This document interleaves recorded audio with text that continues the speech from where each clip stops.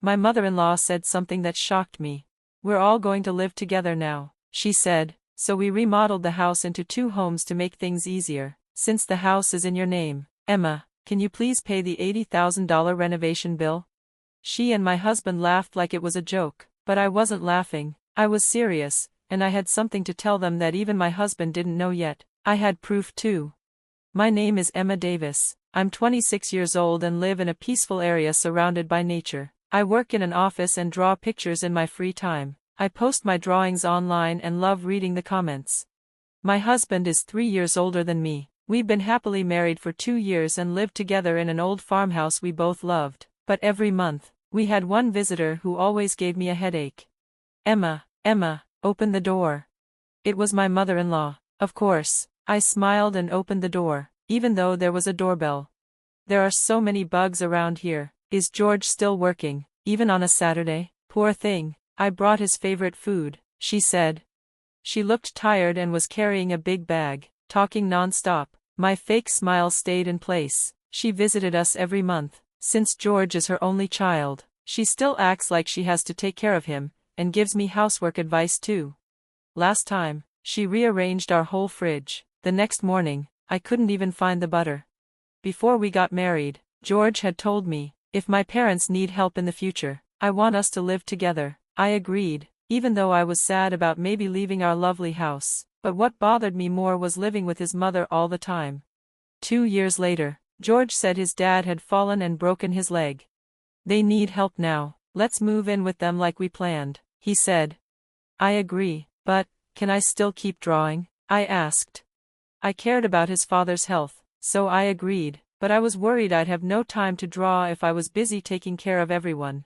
George just said, "I want you to focus on the house," and left for work. Alone, I felt like I was giving up on my dream. I looked through my drawings and tried to sort out my feelings. Then something unexpected happened. At work, I suddenly felt dizzy, my hands and feet went numb, and I collapsed. A coworker called an ambulance. I had a stroke, something very rare at my age. Doctors told me I had high blood pressure, and I regretted not going to the hospital earlier. The tests, surgery, and recovery took about 2 months. Everything happened so fast. During that time, I noticed how little my husband cared. When I called him from the hospital, his first reaction was, "So, we have to wait to move in together?" I was shocked. He cared more about moving plans than my health. Thankfully, his dad was still in the hospital too, so I could just focus on getting better. We didn't have kids, so that helped too. I remembered my mother-in-law talking about wanting a grandchild, but I pushed that thought away and picked up my sketchbook. I hadn't drawn in weeks. I told myself, this hospital stay is a break, a gift. I'll enjoy my drawing now while I can. I promised to do my best for my in-laws and husband after I recovered.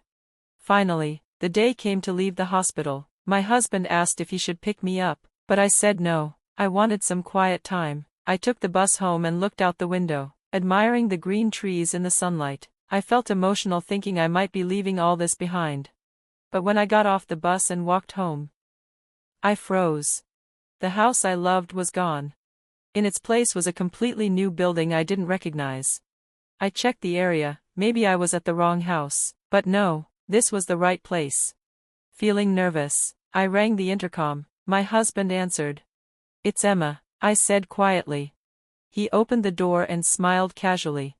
"You're back early. I had the day off, I could have picked you up," he said. I interrupted him. "George, what happened to our house? Why does it look so different?" He didn't give a clear answer. His hair was messy, like he had just woken up. Then, I heard loud laughter from inside the house. Worried, I rushed past him into the living room. I opened the unfamiliar door, and what I saw shocked me. When I walked into the house, I was shocked to see my mother-in-law lying on the couch, laughing at the TV like everything was normal. "Why is she in our house?" I asked, confused. She smiled and said, "Welcome back, Michelle. Hospital stays are tough, but don't worry, I took care of things while you were gone."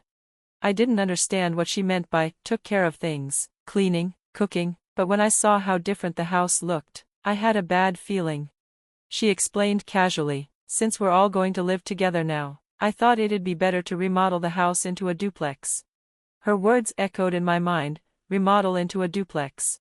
My mother-in-law had always interfered, but I never thought she'd renovate our home without even asking. Weren't we supposed to move into her house in the city? She always complained about the bugs and the long walk to our place, so why make changes to this house? Oh, and one more thing, she said, switching off the TV and smiling. The renovation costs some money. The house is in your name, right, Michelle? Sorry, but can you pay the bill? She laughed like it was nothing. It's $80,000. Her words hit me like a punch. My legs shook. I just stared at her, too shocked to speak, while she kept smiling. Then my husband walked in. I rushed to him, hoping he'd support me. I told him what his mother had just said, but his response was cold. Yeah, that sounds right. You'll take care of it, won't you? That's who he is. When I had a stroke, he cared more about our living plans than my health. He always listens to his mother, no matter what. That was the final straw. I'd had enough. I stood tall and said, I get it now. I'm divorcing you, George, and as for you, Cecilia, you can pay for the renovations yourself. I turned to leave, but they weren't done. George said, Fine, I've been getting tired of you anyway, but the house is in your name, so it's your problem now. Cecilia added, Go ahead and leave, but don't forget to pay up before you go. I couldn't believe how selfish they were. I didn't even want to look at their smug faces. I turned back and said calmly, You keep saying the house is in my name, George, but remember, you asked me to transfer it to your name after we got married. They both laughed like I was lying, but I had proof. George had once told me it didn't look good for a man to live in a house under his wife's name. I didn't care much at the time, so I agreed and transferred it to him. Now their laughter stopped. They looked nervous. George said, I never said that. You don't have any proof. I walked over to a drawer, opened it, and pulled out the ownership papers. Here it is, I said, showing them the document. It clearly listed George as the owner. His face went pale. This is fraud, he shouted. I didn't think you'd actually go through with it. I can't afford $80,000. I was disgusted. The moment he realized the cost was his responsibility, he lost it.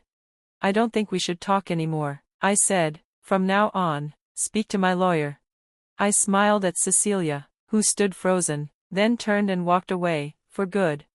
Later, George tried calling me several times, but I ignored him. I only communicated through my lawyer.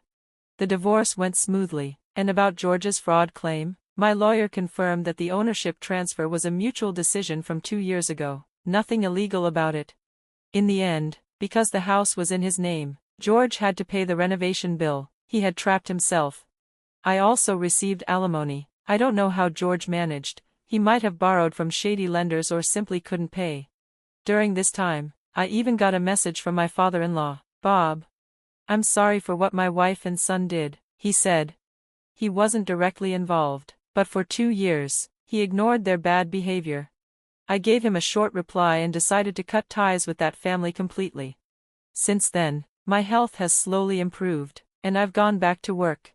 When I was married, I used to draw, but always felt held back by my husband. Now, I can draw freely, anytime I want. What started as a hobby has turned into work. I get illustration jobs through social media, and now I draw more for clients than for fun. My new dream is to buy an old farmhouse in a quiet town and open an art studio there, using the alimony and my savings. Today, I'm taking my first step toward that dream. I'm on a bus, going to see a farmhouse. As I look out the window, I remember the day I left the hospital. That was the moment everything changed. The trees, glowing in the sunlight, still look the same, but I'm different now, clearer, stronger, and excited about my future.